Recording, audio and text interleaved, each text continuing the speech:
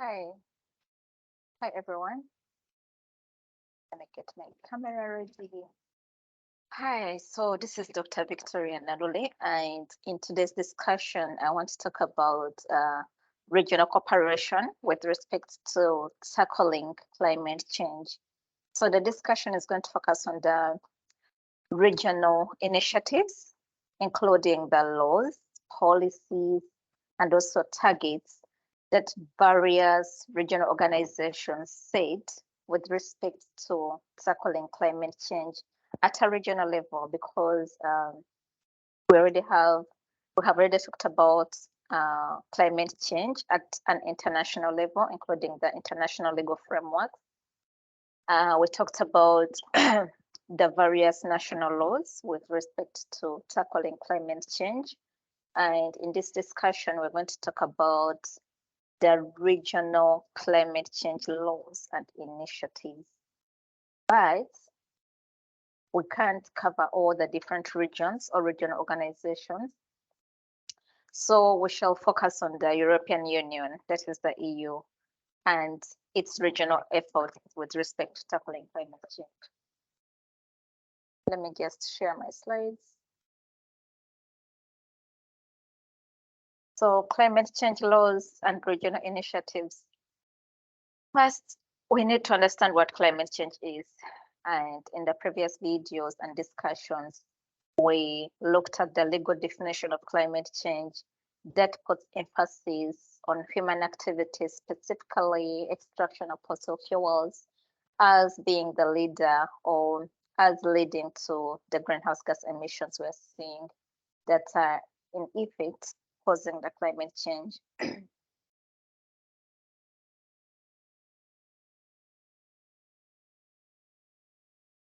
So we need to start by understanding what regionalism is. So basically, regionalism is defined as an expression of a common sense of identity and purpose combined with the creation and implementation of institutions that express a particular identity and shape collective action within a geographical region. So I have a book on regionalism, but it's focused on sub-Saharan Africa, where we go into detail on what regionalism is. And regionalism, it can be through a geographical context, whereby countries in a particular region form a region organization. For instance, with the European Union, that is an example of regionalism that is basically influenced by the geographical location of the countries. If you look at West Africa, they have the ECOWAS, and ECOWAS is also an example of a regional organization that is influenced by geographical location. And we also have in East Africa, we have the East African Community, where we have countries like Uganda, Tanzania, Kenya, Rwanda, Burundi, South Sudan, and the DRC Congo forming their own region organization. So those are examples of region organizations that are influenced by geographical location. But remember, regionalism doesn't only stop at geographical location. You can have other region organizations that are influenced by the need to develop a particular sector. For instance, in the energy sector, we have the OPEC, that is the Organization of Petroleum Exporting Countries. And this is a regional organization that is not influenced by location, but rather the countries that are exporting petroleum. So that's an example of regionalism that is not influenced by geographical location. And we already mentioned that in the legal definition of climate change, they emphasize the need to reduce reliance on fossil fuels as a way of reducing all the greenhouse gas emissions. So that is one of the issues that is emphasized with respect to the legal definition of climate change. But however, there is also skepticism about climate change. So different people and different experts might have their own definition of what they understand by climate change, as we saw in the previous discussion where I was talking about the different skepticism relating to climate change. So, but the legal definition emphasizes human activity, specifically fossil fuel extraction. So, having emphasized the aspects of the energy sector being connected to climate change or tackling climate change, and by the energy sector specifically, reliance on fossil fuels or reduction on the reliance of fossil fuels. So we need to look at regionalism also in the context of energy cooperation as being key in tackling climate change. So one might ask, what is energy cooperation? It has been defined to be more concerned with the provision of energy services through improved management of international energy markets. Now, here we're looking at the international energy markets, wider availability and higher quality of energy resources. By availability, you can link it to the security of supply and the expansion of choices in order to achieve sustainable growth. It thus incorporates the notion of reliable, ample supply of energy resources, ranging from fossil fuels to renewables and nuclear power. So energy cooperation specifically looks at the security of supply of the energy resources that would lead to reliable energy, it would lead to affordable energy, and also sustainable energy. And energy cooperation looks at both fossil fuels, renewables, and nuclear. So it's the cooperation at either a regional level or even at the international level to ensure security of supply. And why is it important with respect to the regional initiatives to tackle climate change? As we're going to see in the case study of the EU, we noticed that some of the initiatives that regional organizations or even national or even countries at the national level have to take to tackle climate change. One of the major initiatives is to increase investments in renewable energy, because like we mentioned in the definition of the legal definition of climate change talks about human activity, specifically fossil fuels, as being a major contributor to the greenhouse gas emissions, implying that to tackle climate change, you will have to look at the other alternatives to fossil fuels. And this is why energy cooperation is very key in ensuring regional climate change initiatives. So we're going to look at the EU, but in your free time, you can look at other regional organizations. And in my book on regionalism in the energy sector, I explore different regional organizations with respect to addressing energy poverty, energy access, and energy security. So if you get some free time, you can access my book on regionalism in the energy sector and look at the different regional organizations. But in today's discussion, we're going to focus on the European Union as a case study specifically with respect to regionalism in tackling climate change. So the EU is an interesting region because of its rich history with regard to regional cooperation or regionalism. So in the EU, historically, the notion of regionalism was influenced by the various changes in the international system, including the Cold War, and its ending, and the processes of decolonization and globalization.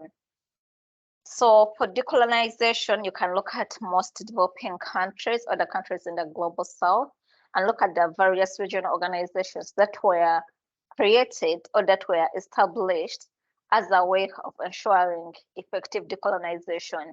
One such regional organization, if you look at the history of the Southern African Development Community Secretariat, SADC, it has a rich history with respect to decolonization and how decolonization shaped the current regional cooperation we are seeing in Southern Africa.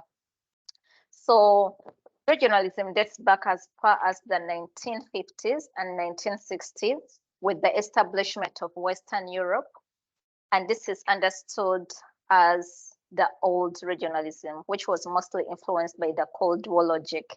So the history of regionalism, this is actually an extract from my book on regionalism.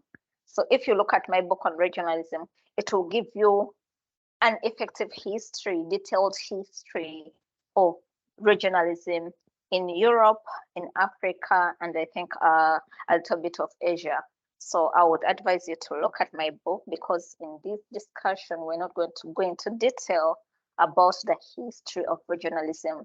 But what we have to note here that although our focus today is on climate change, regionalism or regional cooperation dates back as far as the 1950s with the Western Europe regionalism that was influenced by the Cold War logic. So in the 1950s, we saw countries trying to come together to ensure that they cooperate in not only ensuring sustainable development and economic development of their countries, but in 1988, we also saw regional initiatives in the EU that were in a way aimed at tackling climate change. So if you look at the history of the EU, specifically with its resolutions, and we look at the resolution that was passed in 1986, whereby the EU Parliament adopted a resolution on measures to counteract the rising concentration of carbon dioxide in the atmosphere. This resolution, although it wasn't mainly talking about climate change, but the impact of reducing on the concentration of carbon dioxide in the atmosphere is directly connected to tackling climate change. So regionalism with respect to tackling climate change in the European Union is not something that is new, because we saw, if you look at the 1986 resolution, it basically was aimed at reducing on the greenhouse gas emissions. Then I had already talked about the 1988 European Commission. In 1988, the European Commission issued the first of its many communications on climate change, including the greenhouse effect and the community, a communication on the greenhouse effect and the community. So in your free time, you can look at the 1988 communication with respect to climate change that was from the European Commission. So we see how the EU has a rich history in tackling climate change. But the question might be, or the question what one might ask is, are these regional initiatives effective? Because if we see that in the 1950s, in the 1960s, and in the 1980s, there were initiatives to tackle climate change at a regional level in the EU, and we're in 2023, and we're still looking at the same thing, whereby they're passing several laws, several laws on climate change at a regional level. One might ask, are these regional initiatives effective? Or at the end of the day, it's the country to decide whether they're going to respect the regional initiatives or not. So the effectiveness of the regional initiatives is something that will really need to put into consideration when discussing climate change targets and objectives at a regional level. So in the EU, there is a legal objective for the EU countries to reach climate neutrality by 2050. And there is a 2030 climate target of at least 55% reduction of net emissions of greenhouse gases as compared to 1990, with clarity on the contribution of emission reductions and removals. So there are targets at the regional level to tackle climate change, but the question is, are those targets practical? Can they be enforced? Can they be implemented? Can they be achieved? Or it's something that we have on paper, but it will never be achieved. So let's start by the 2020 Climate and Energy Package. So a set of laws was passed to ensure that the EU meets its climate and energy targets for the year 2020. Now, in your free time, you can go back and look at the targets that were set for the year 2020 and ask yourself if these targets were achieved by all the EU member countries. And if they were not achieved, then you need to question the effectiveness of regional organizations or the effectiveness of regional initiatives and ask yourself, what can we do to ensure that the regional initiatives are effective?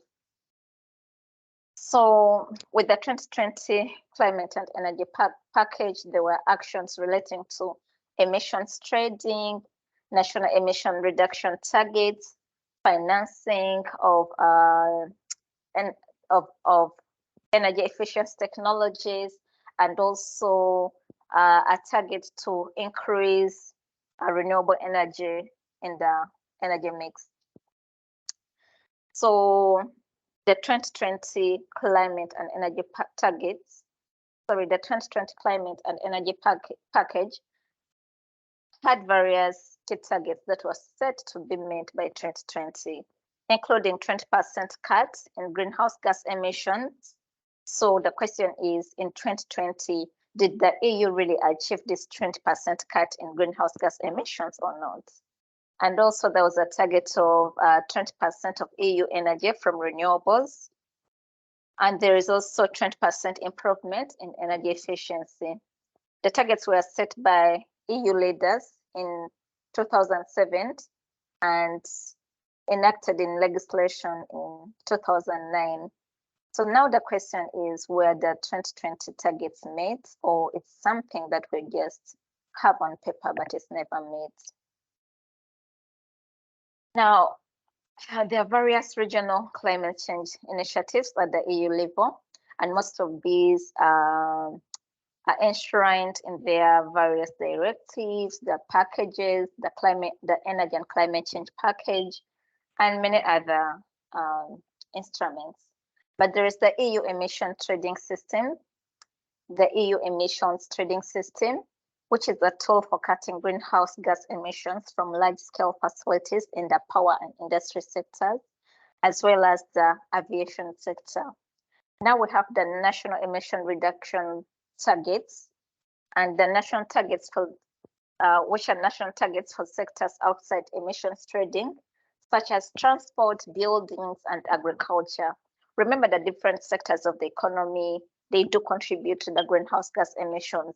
So as you're addressing climate change at a national level, but also at a regional level, you need to set targets for each sector to reduce on their greenhouse gas emissions. And that's what the national emission reductions targets is focused on. And like we mentioned, there is a strong nexus between the energy sector and the climate change sector. There is a strong nexus between the energy sector and climate change. And one of the ways that the energy sector could contribute to reducing the greenhouse gas emissions is by embracing renewable energy. So the national targets for the EU are also set to raise the share of renewable energy in their energy mix. And that in a sense means that they have to reduce on the reliance on fossil fuels. Then the other important thing is innovation and financing. The EU supports the development of low carbon technologies, because remember, tackling climate change, it's expensive. Even when you're talking about mitigation, adaptation, and other measures that have to be put in place to tackle climate change, they need finances, they need innovations, they need low carbon technologies. So at a regional level, every regional organization should focus on the aspect of finances to ensure that the finances are made available for the member countries to be able to meet these climate change targets at a regional level. Because if you are setting targets, but you're not putting the measures in place on how to achieve those targets, then it will just be useless. You will just have regional instruments that are just on paper or in theory, but they're never met. So the issue of finances is very important, even for all other regional organizations, to ensure that the member countries have access to the finances that is needed to reduce on the greenhouse gas emissions.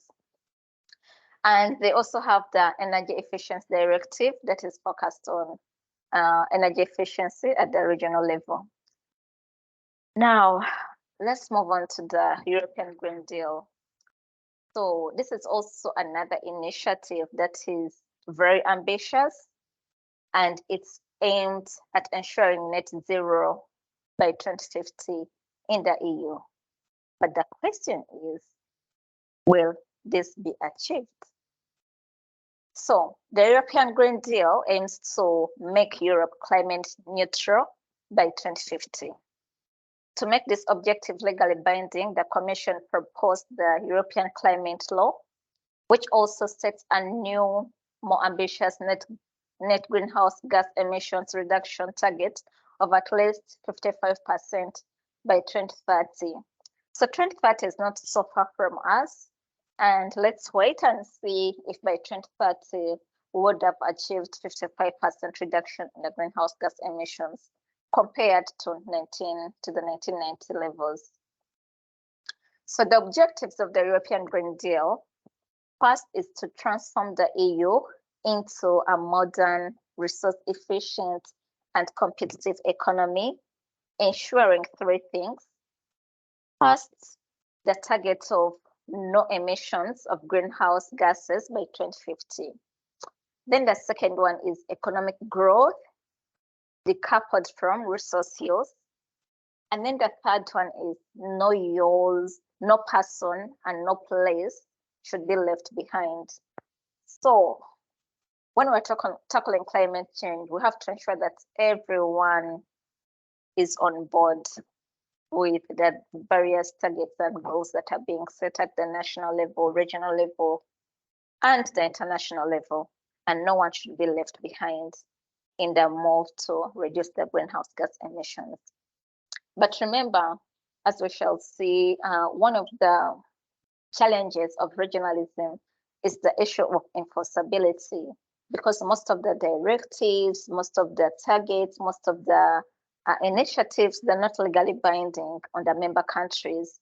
So that makes it very hard to enforce regional objectives at a national level, because remember, regional organizations, they're mere organizations.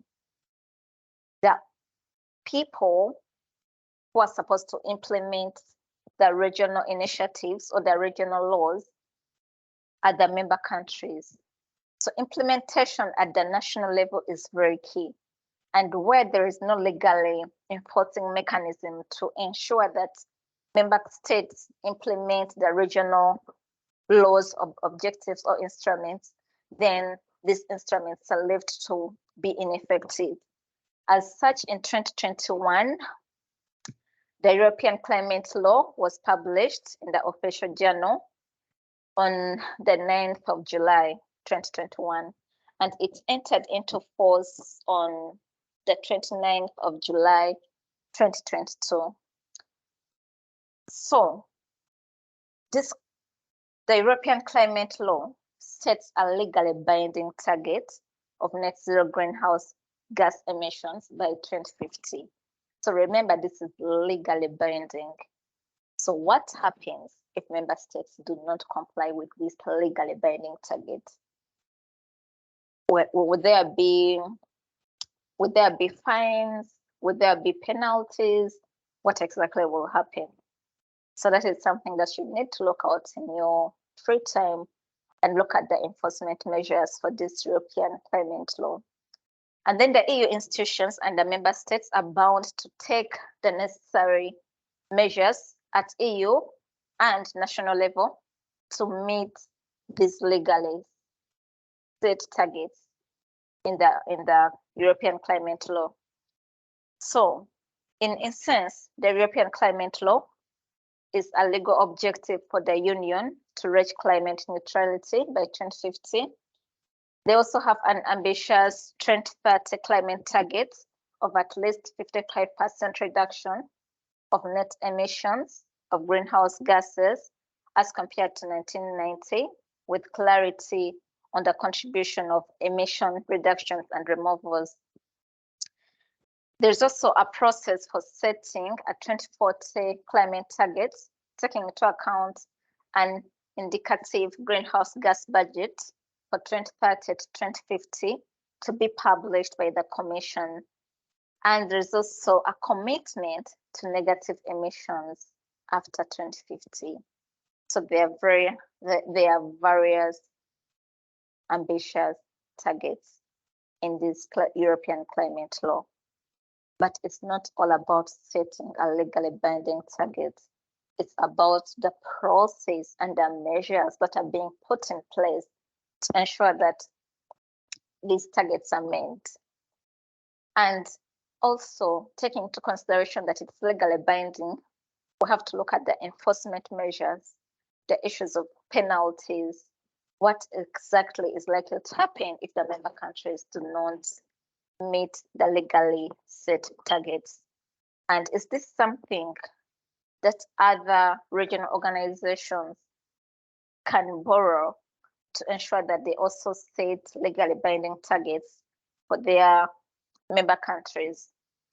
But remember, various regions face different energy challenges, but also the issue of emissions is very key to consider, because some regions or some countries might end up asking you, we are not emitting any greenhouse gases.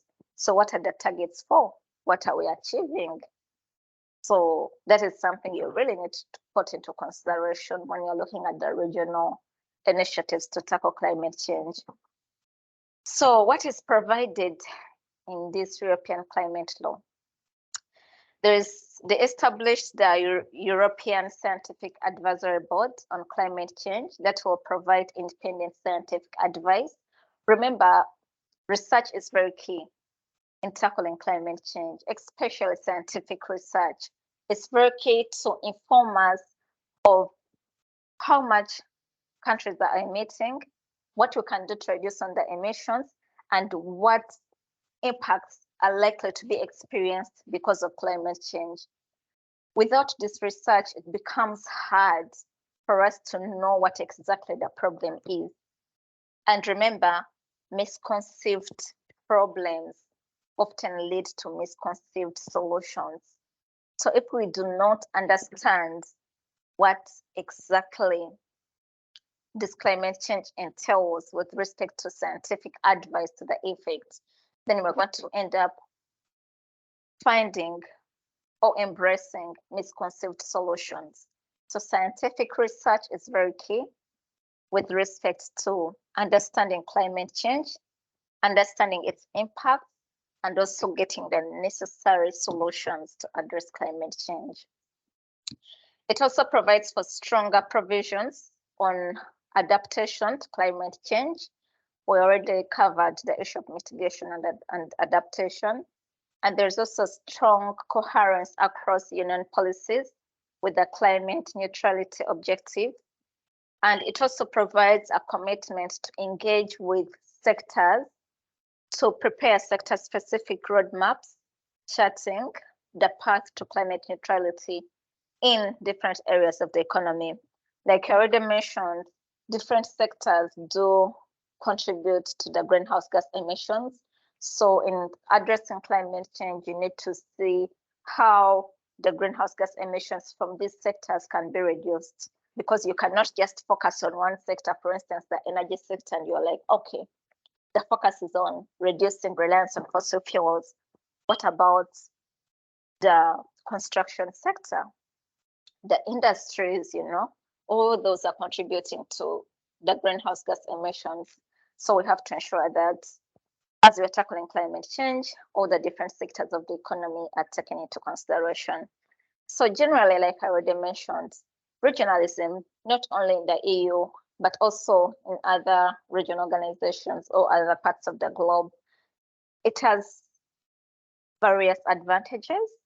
For instance, cooperation to get the necessary scientific evidence needed to tackle climate change.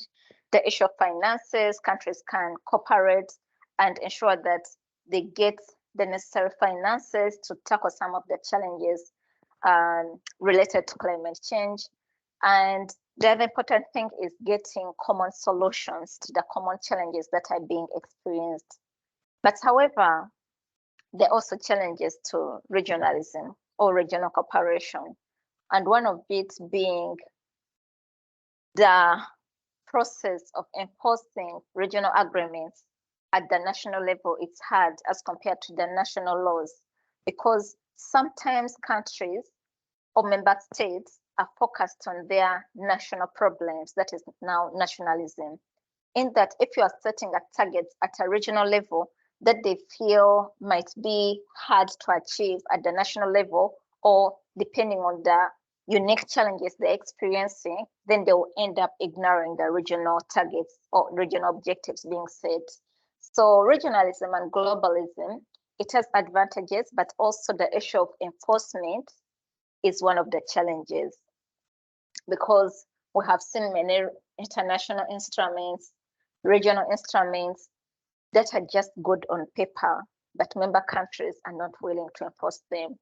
And even if the member countries are willing to enforce them, sometimes they are faced with a particular challenge whereby they have to make a decision on whether to obey the regional obligations or international obligations, or focus on the national challenge they're experiencing. For instance, I always give the example of the 2021-2022 energy crisis, where we saw various countries in the EU, in the European Union, including Germany, embracing more investments in fossil fuels, which is basically against the targets that had already been set at the regional level. So you're seeing that Germany will embrace coal, will invest more in coal to ensure that they ease the pressure on energy security that they're experiencing at the national level. But this is something they're doing that is against the targets at the regional level, and it's also against the global targets at the international level to reduce emissions, especially from fossil fuels. So that's a good example, because countries will always focus on tackling their own national problems first before they look at the regional targets. And that's a practical way, because if you cannot address the national problems, then your citizens are going to be very uncomfortable. You're going to see lots of social unrest, strikes, because of the various national problems you're experiencing. So regional initiatives and regional agreements, or even international agreements, sometimes they're harder to achieve, especially when faced with the dilemma of either tackling these challenges, national problems, or enforcing the regional targets that are being set. So if you go through my book on regionalism in the energy sector, you will notice various discussions or issues focused on how it's hard sometimes to tackle, how it's hard sometimes to address or achieve the regional targets that are being set, because at the end of the day, sometimes countries need to embrace nationalism to be able to address the unique challenges they're experiencing at the national level. So this marks the end of our discussion, and thank you very much.